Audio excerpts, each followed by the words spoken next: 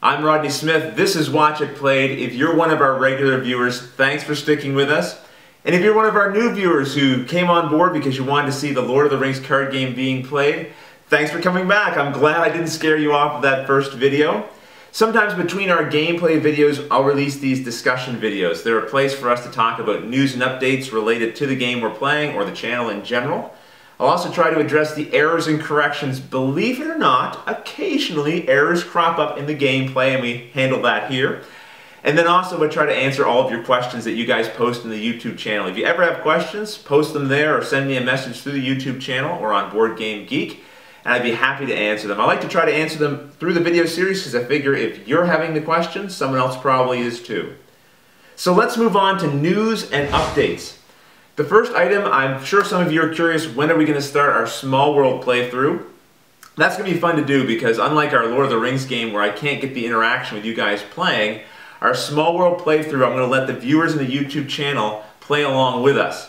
So I'm going to start that probably Monday or Tuesday. That's my plan for now. Also, Gecko TH wrote in, he warned me against using the tactics deck for a solo adventure in the Lord of the Rings game. He said it can be very difficult. Very difficult, you say? How intriguing. Okay, now we can move on to errors and corrections. I told myself this was going to be a video series that would be error-free, and after the first video, I already have a correction to make. It's a small thing. Gecko TH pointed out that I've assembled my threat tracker upside down. Can you believe it? Well, and it just goes with the quality of these components because I tried to take it apart, and this thing won't come apart easily, and I'm a little bit worried about breaking it. And to be honest, I've grown kind of fond of my unique threat tracker. So if you'd like your own Watch It Played threat tracker, just assemble it wrong like I have.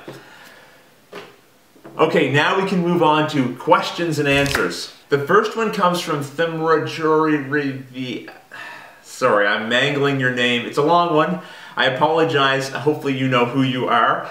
He wants to know whether or not we're going to be using 50-card tournament decks in this playthrough. I decided to stick with one of the 30-card decks that comes pre-constructed in the core set. Now there's no reason if you have the core set that you can't put the cards together and create your own tournament 50-card deck.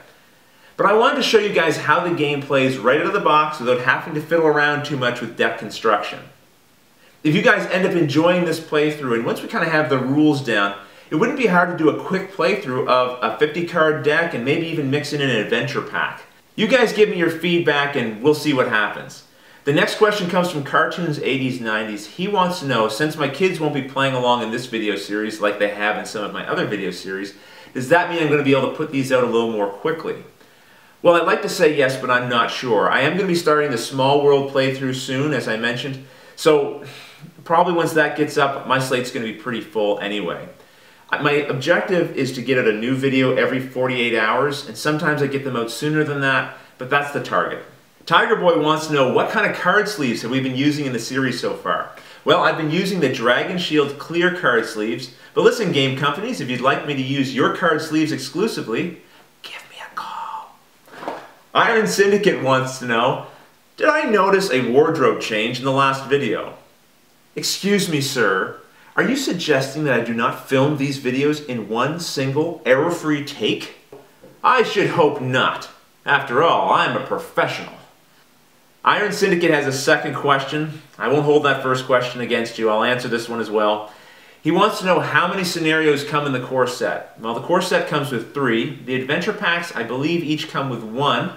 And there's just been an announced big box expansion called Khazad-dûm, and that one's going to have a whole bunch more encounter cards, and it's going to include 3 more scenarios. He also wants to know, are you limited to 1 to 3 heroes in your adventuring party? And the answer is yes. You can either have 1, 2, or 3 heroes in your party. Ernie1313 has the last question, and it's an interesting one. He wants to know why on the A side of this quest card you can see 3 encounter card set icons, but when you flip it over, you only see 1.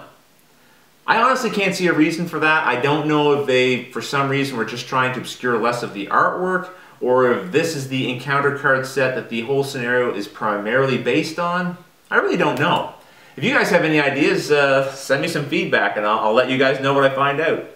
Well, that's it for now. The next video will be showing how to set up for your scenario, so I hope you stick around for that.